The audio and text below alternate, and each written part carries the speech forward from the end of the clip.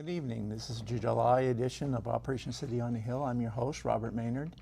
And tonight's show is going to be called Immigration Policy and the Hijacking of American Conservatism. Last month we did a show on what it is that American conservatism should endeavor to conserve. And basically, I'm going to start out tonight by talking about modern conservatism, and particularly post-war conservatism, which took shape in the form of what has been referred to derisively, but actually I think is a good definition of it, is fusionism.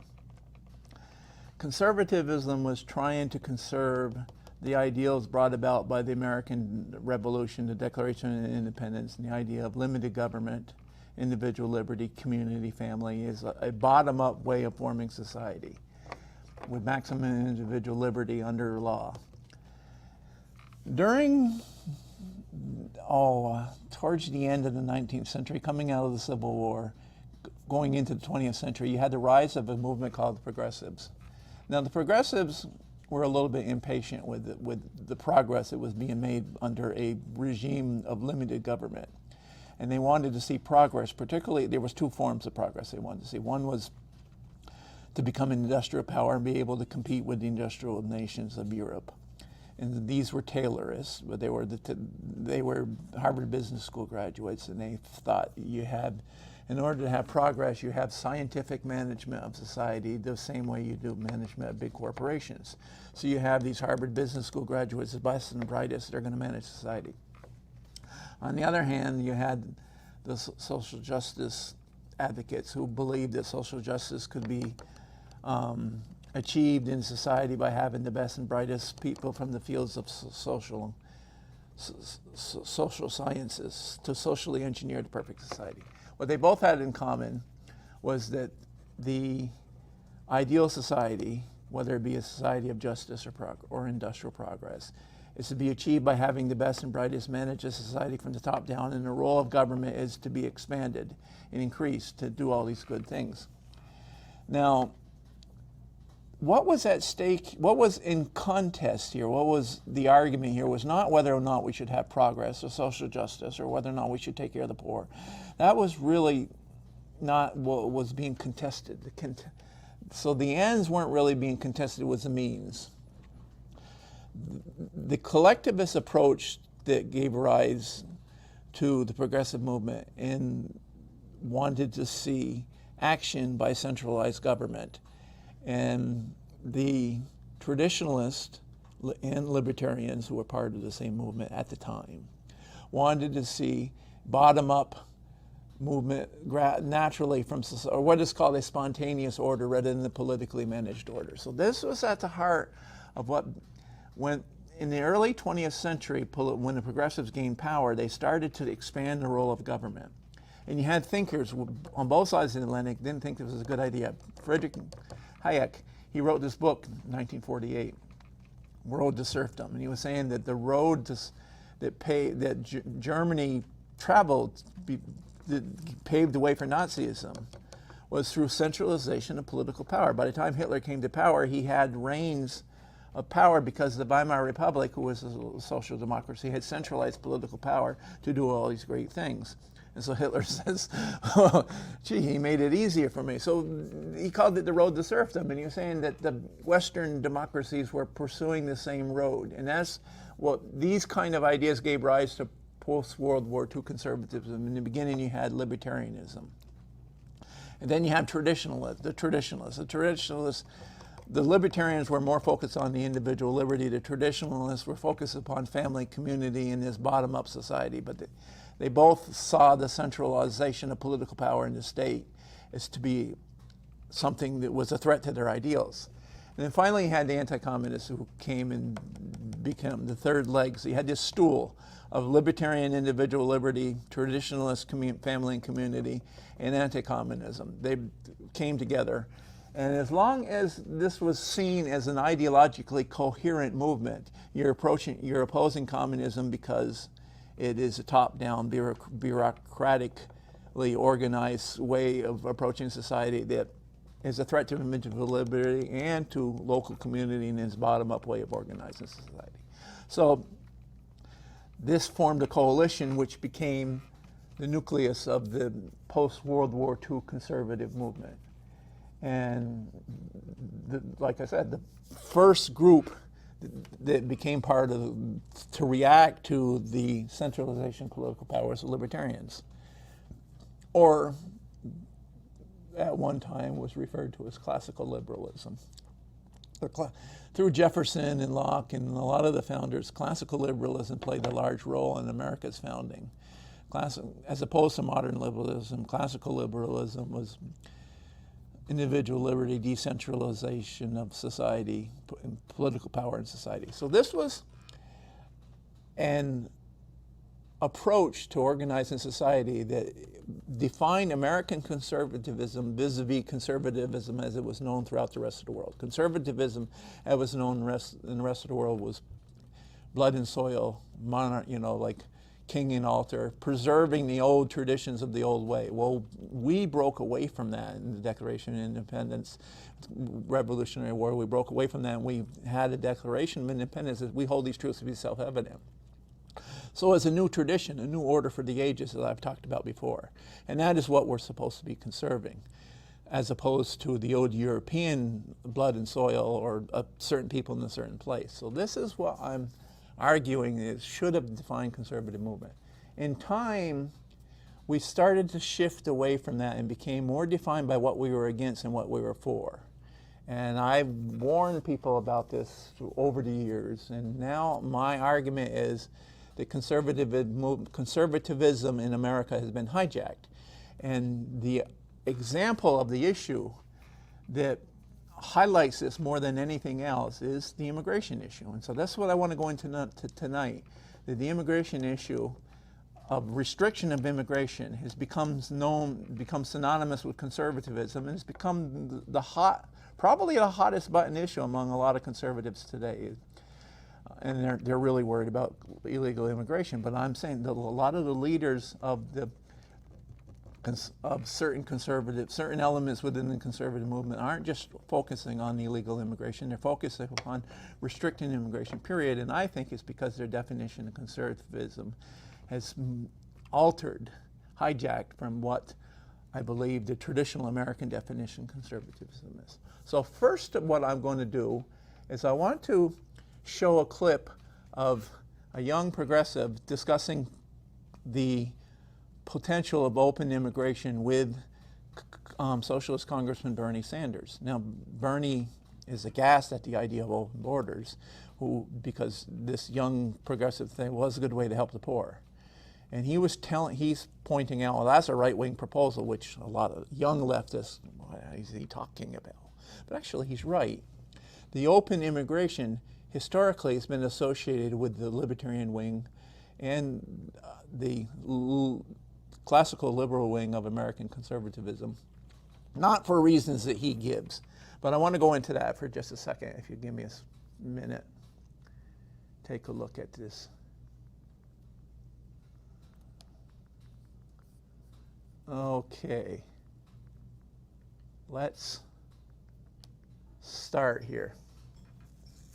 Something that is in what you said about being a democratic socialist is a more international view. But I think if you take global poverty that seriously, it leads you to conclusions that in the U.S. are considered out of political bounds. Things like sharply raising the level of immigration we permit, even up to a level of open borders, about sharply increasing open borders. That's a Koch brothers proposal.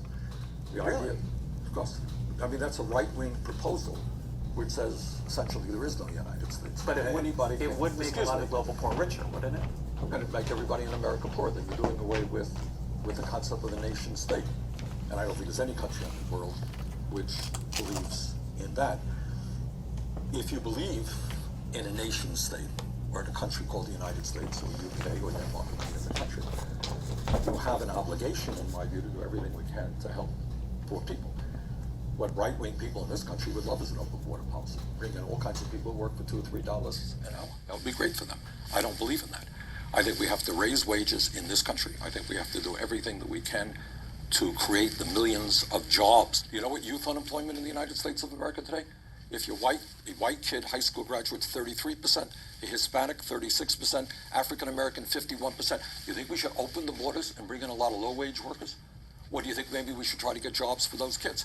So I think from a moral responsibility, we've got to work with the rest of the industrialized world to address the problems of international poverty. But you don't do that by making people in this country even poorer. So then what are the... Okay, that's basically, then he goes on to his how to deal with poverty, but that's really not the point of what I want to make here.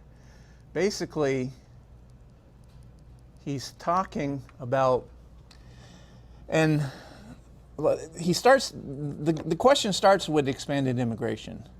And they go into something that really is a red herring. It's not open borders as being really discussed by the people on the right, the libertarian or limited government right. It's expanded immigration. We're not necessarily opening the borders and letting anyone in, but getting rid of the quotas of who can come in. Now, I disagree with Bernie when it comes to the economic consequence. There's been a lot of studies done. Initially, you can have, when people come in, you might have a competition for jobs. But 40% of Fortune 500 companies are started by immigrants. And that doesn't include all the mom and pop stores, restaurants, ethnic restaurants and stuff like that. So over time, the dynamism that is brought here by immigrants coming here, yearning to be breathed free, is increase our economic capability, not decrease it. And there's been study after study is done.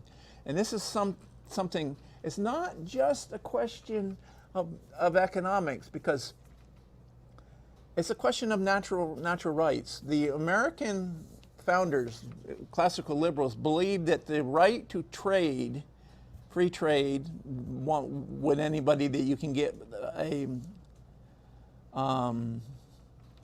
make a deal with, and the right to immigrate from one place to another is the right of human beings by natural law, and it's a natural right of human beings, and is a part of pursuing happiness. Okay, from the Declaration of Independence, this is what one of the grievances against the king is that he has endeavored to prevent the population of these states for the purpose of obstructing laws of naturalization of foreigners, and he's refusing to pass others, encouraging their migrations hither and raising the conditions of new appropriations of lands. Okay, that was what one of the grievances against the king. He's restricting immigration to this land. They wanted more people coming here because they believe, and they studied history, that in history, societies that were at the crossroads of trade and migration were vibrant societies. The ancient Greeks, the Jewish people at one time, the free flow of goods and services and people, in exchange of ideas, exchange of goods and services, exchange of people, is a stimulant for dynamic society. And it's also a right, they believe, a natural right for those people. So Bernie is proposing an idea that we want to keep the borders. Well, first of all, he's talking about less. But they're not just talking about having a nation state. They're talking about restricting. He's being a little bit disingenuous here, because they've had a lot of these groups have had an agenda for quite some time now that is based upon the idea of economic fallacy ideas is going to hurt the economy. So we're going to not just have a border, but you're going to have a restriction of who can come here. And I can give you a history of the restrictionism that happened during the 20th century. I mean, during the late 19th century into the early 20th century. The percentage of our population that was made up by immigrants reached a peak in 1910, and then around the Civil War time it was reaching. We came from a nation that was devastated by war during the Civil War, and we rose up to become a great industrial power at the beginning of the 20th century. During this period of time, we had the greatest percent of our population that were immigrants in the country's history. Yet we prospered greatly. So the idea you need to restrict, and there was no restriction on immigration then. So the idea that there's an economic drag on us is not true. Historically, it's not true. The greatest percent of population in our history of immigrants has been during some of our most prosperous time. Beginning around, as you get into the past 1910 and you start going into the early 20th century, the immigration restriction is kicked in, and some of them were racistly motivated if you go into the history, because of the certain people coming from certain places were restricted more. And then during this period, we went down from about 1910 to about 1965. There was a huge decline in immigration. And that didn't necessarily, these policies and these arguments were made, and they were the cause of draconian immigration restriction laws, the kind that we fought a revolution to resist. We started to implement. And here we go, and this is from the Vermont Constitution, that all people have a natural and inherent right to immigrate from one state to another that will receive them, or from one new state in a vacant country or in such countries as they can purchase, whenever they think that they can promote their own happiness. Okay, this is the right to migration is associated in the Vermont Constitution with, in the Declaration of Independence, the natural right to pursue happiness. So this was a conservative vision, not just as, oh, they're going to have them work for low wages. No, they have the right to pursue happiness, and that means migrating to where they can be accepted and where they can prosper and be dynamic. As I said, 40% of Fortune 500 companies were started by immigrants. So it's not just people coming here working for low wages.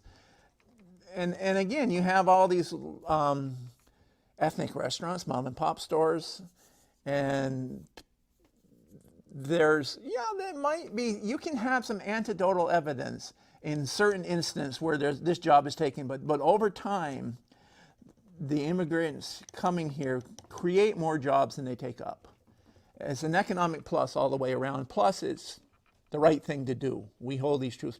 All men are created equal and are endowed by their creators with certain inalienable rights, pursuit of happiness, life, liberty. You know, some people are coming here because they're coming from countries where their lives are threatened. And so we have a lot of arguments as to why we don't want them here. Oh, they're coming here illegally. Well, when you got, I'm going to hypothetical now. Let's say you got 100,000 people wanting to get into the country. These numbers are hypothetical. And you got a cap on immigration. You're going to say, we're only going to keep 5,000. We're only going to let 5,000 in. So you got 95,000 people seeing this vision of America with this Statue of Liberty holding high and welcoming your poor and your huddled masses yearning to be free. Yet they ain't going to let us in. No justification. There's just an arbitrary cap by government fiat. They don't see this as just, and they don't see it as something that is morally wrong to try to skate around. So they're going to try to get in through other channels because they see a disconnect between what we're proclaiming to the world and the policies that we're enforcing. So the argument here is not that we should just let anybody in and have open borders. The argument is get rid of the caps, and then you won't have, there's a small percent of people who might be terrorists, and they hide in this larger group of people, and they come in not through traditional means. They would be coming in through the traditional means if we didn't have these arbitrary caps that basically the argument our society can't receive them and can't assimilate them. I don't believe it's true, and we can argue about that certain other time, and I have a lot of facts and figures to back up my opinion, but I think we should open up the receiving the numbers and say, look, as long as you come here and you have this desire to be free and so on and so on, and you don't pose a security threat, we should screen people. We're not talking about just opening the borders. And that is a red herring. So I want to talk now about, for most of the people who are listening to these arguments, that for them, security and jobs and stuff like that is an issue, but I don't think, I think these arguments are being used as an excuse, and I want to go into what I see as the argument that is pushing this. And there's the European countries, and to a certain extent U.S., particularly the U.S. people of European origin, have been experiencing a demographic crisis, a birth crisis. We have been, the number of people being born, children having, is drastically decreasing. And so you've got a population of people who are not having children at the rate of repopulating and maintaining their culture. Whereas a lot of the developed world, that's in the developed world. In the developing world, where religion is important to them, and this is a religious factor to a certain extent. I've seen some studies on this. They are still having, they are demographically proliferate, and they're having children at a rapid rate. And so when they're expanding through immigration, they're going, and the some European thinkers are seeing this as a threat to their culture. And while it's not the developing countries, it's not the developed countries' fault that they're still reproducing their culture. So they see this, some people see this as almost like an invasion, almost equate it to a military invasion. And now let's have that third quote. Okay, this is Jean Raspail. He was the author of this book. There was a fictional book written, he's from France, written in 1971, I believe it was, called Camp of the Saints. And it's a fictional book about the immigration of people brown people from down in the southern developing world to Europe and overwhelming them. And so he talks about it as an invasion. And here's a quote from him. Now, this may be in the preface of the book, I'm not sure, but this is what he was being interviewed, and he's talking about his motivation for writing the book. What if they were to come? I don't know who they are, but it seemed to me inedible to me that the numberless disinherited people of the South would, like a tidal wave, set sail one day for this opulent shore, our fortunate country's wide gaping frontier. So this is a invasion, and actually more so than invasion. I want to show you, to give you an idea, he called this book The Camp of the Saints. Now I want to show you where he got this phrase from. Let's bring that last and final quote up. Okay, this is a quote from the book of Revelations in the Bible when it talks about the end times battle between good and evil. And when the 1,000 years are ended, Satan will be released, and from his prison will come out to deceive the nations that are of the four corners of the earth, Gog and Magog. And together with the battle, their number is like the sands of the sea. And they marched over the broad plain of the earth and surrounded the camp of the saints and the beloved city, but the fire came down from heaven and consumed them. So these immigrants, the book is called Camp of the Saints, and the title of this book from this quote within the book of Revelation. He's talking about this battle of good versus evil. And the good people who are being invaded by the forces of Satan, they're surrounding them. They're called the Camp of the Saints, this holy city. And so this French author, is seeing the European civilization as like a camp of the saints being surrounded by these dispossessed masses that are coming to threaten their opulent lifestyle. Now, what does this have to do with American conservatism? I'm going to show you one more video, and in this video, Steve Bannon, who was kind of like the brain for Donald Trump, he's not there now, but Stephen Miller still is. And Stephen Miller is a lot quieter, but he's got the same viewpoint. And maybe next time we'll go into the immigration policy that is resulting in this mess at the border, with all these people being separated from their families and stuff like that. And the demonization is going on, comparing them to these people, this book, Camp of the Saints. Some high-level people who have influence within conservative circles swear by this book. they see that as a model. It's a fictional book, but they see that as a model of what's going on now. We're being invaded. Our culture is being invaded by these hordes of dispossessed masses. We've got to strike back against them. Okay, I'll be with you. Just give me just a second here, and we'll take a look at this. Okay, this is the voice of, why isn't it not? There we go. This is the voice of Steve Bannon. This situation in Syria just didn't pop up last week. You can't say it any other way. It's been almost a camp of the saints type invasion. Really, it's not a migration. It's really an invasion.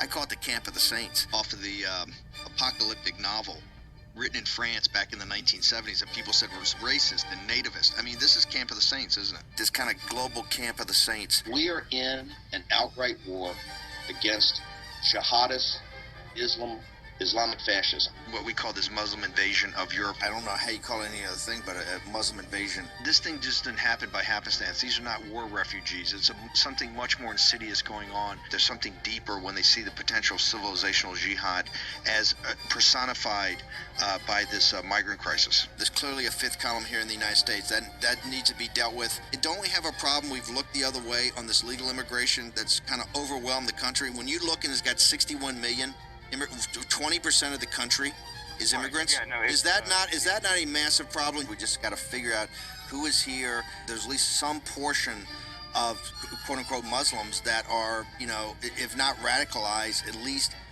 believe in Islamic supremacy. These are not Jeffersonian Democrats. These are not people with thousands of years of understanding democracy in their DNA. You only vet if you're going to let them in. Why even let them in? Those given the high honor of admission to the United States should support this country and love its people and its values.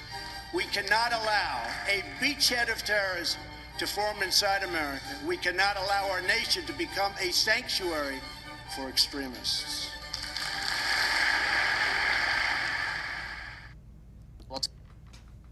Okay, now, basically, he talked about that these people don't have thousands of years of experience with democracy in their DNA. The assumption here is that the values come through our DNA, blood lineage. It's passed down through our DNA. There's a quote by Ronald Reagan where he talks about freedom is not passed down through our DNA. It has to be fought for, and it has to be. That's why we have education. So the idea that freedom is something that is passed down to us through our DNA, through our blood lineage, is not a conservative, American conservative idea. This is the old blood and soil view. And they're using the security threat view. And we'll probably, in the future, we'll go into this. Yes, there is a security issue, but most of the jihadis is a homegrown phenomena, and is a very small portion of the population.